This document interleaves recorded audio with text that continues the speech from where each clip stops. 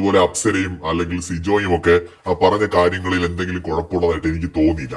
പക്ഷെ എനിക്കെന്തോ അഭിഷേകിന്റെ പിടിച്ചു നിന്ന പ്രകടനമാണ് എനിക്ക് ഇഷ്ടപ്പെട്ടത്. ഇത് പേഴ്സണൽ ഒപ്പീനിയൻ ആണ്.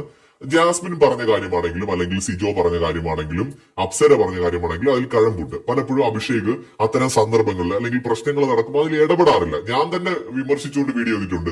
എന്തെങ്കിലും ഒന്ന് അഭിഷേകിന് അവിടെ പറയാമായിരുന്നു എന്ന് പറഞ്ഞിട്ട്.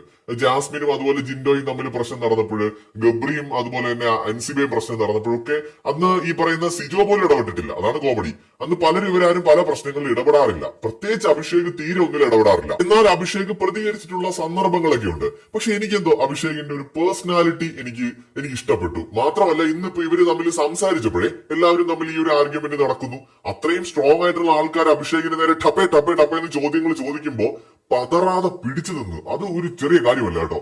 അഭിഷേകിന് ഇതുപോലെ കളിക്കാൻ പറ്റും. പക്ഷെ എന്തുകൊണ്ടോ അഭിഷേകിന്റെ ഒരു ഗെയിം